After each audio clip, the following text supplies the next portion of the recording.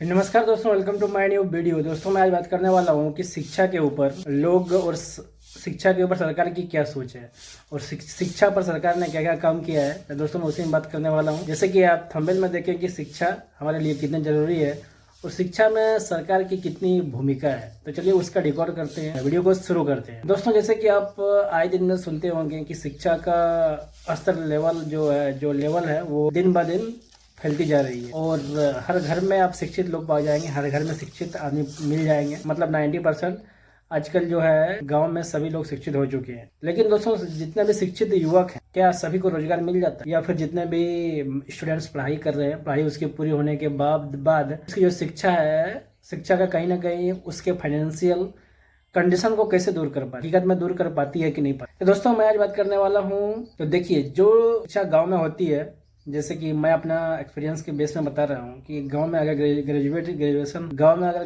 भी कोई छात्र कर लिया है ना, तो उसको मार्केट में या फिर कहीं संस्थान में उसको 20 से 15 हज़ार रुपये की नौकरी नहीं मिलेगी।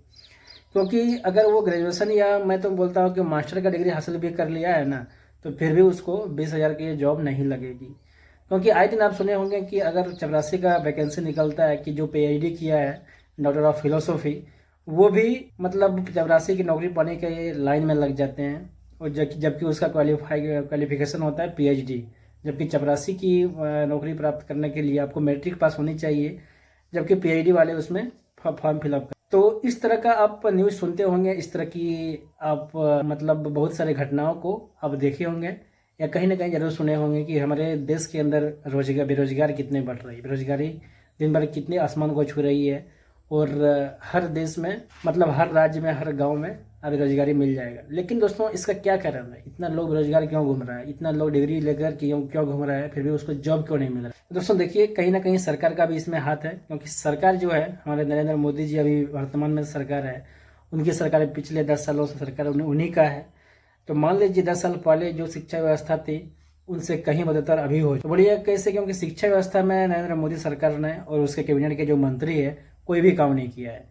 क्योंकि शिक्षा का अगर देखेंगे तो शिक्षा का जो 10 साल पहले का जो वैल्यू था उससे अधिक अभी वैल्यू है। लेकिन उसकी पाठ्यक्रम को, उसके सिलेबस को कोई चेंज नहीं किया गया है। जो मतलब वहाँ एकेडमिक में जो पढ़ाया जाता है वो मतलब जॉब लेने के लिए, कोई वैकेंसी को क्रैक करने के लिए वो एग्ज़ाम, वो क्वेश्चन नहीं आता है। इसके लिए क्या होता है कि लोग एग्ज़ाम को क्रैक नहीं कर पाते हैं, बच्चे एग्ज़ाम को क्रैक नहीं कर पाते हैं और कंपटीशन को नहीं निकाल पाते हैं, इसीलिए वो बेरोजगार रह जाते हैं।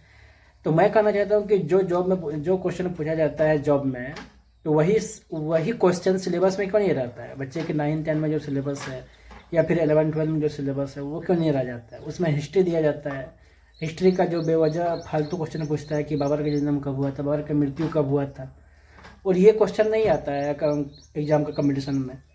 मतलब कंपटीशन एग्जाम में नहीं आता है, नौकरी वाला एग्जाम में नहीं आता है जो आदमी उसको जान सके। या फिर आप क्वेश्चन सुने होंगे कि 10 आदमी किसी काम को 4 दिन में कर सकता है, कि 2 आदमी उसी काम को कितने दिन में करेंगे। ये क्वेश्चन आप सुने होंगे, लेकिन ये क्वेश्चन आज तक हम नहीं पढ़े हैं कोई भी एकेडमी, कोई स्कूल में या कॉलेज में।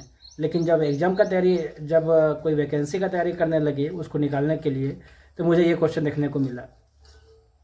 या फिर 2 नल एक हौद को, एक हौज को 1 घंटे में भर देता है। उसमें से आधा घंटा सी नल खोल दिया जाता है। तो बताइए कि ये हौज कितने घंटों में पूरा होगा? इस प्रकार का क्वेश्चन जो है बच्चे को पूछा जाता है। या फिर रीजनिंग में देख पा रहे हैं कि आप कुछ कौवे केला है, कुछ केला खरगोश है, इस प्रकार के क्वेश्चन आप देखे होंगे। लेकिन उससे क्या लॉजिक है? मान लीजिए वो वैकेंसी निकाल भी लेंगे तो उसको ये पूछा जाएगा क्या? उसको उसमें क्या काम है? जिस पार्टिकुलर फील्ड में वो काम करेंगे, उसी से रिलेटेड क्वेश्चन पूछिए, उसी के संबंध में आप क्वेश्चन पूछ सकते हैं। लेकिन ऐसा नहीं पूछेंगे।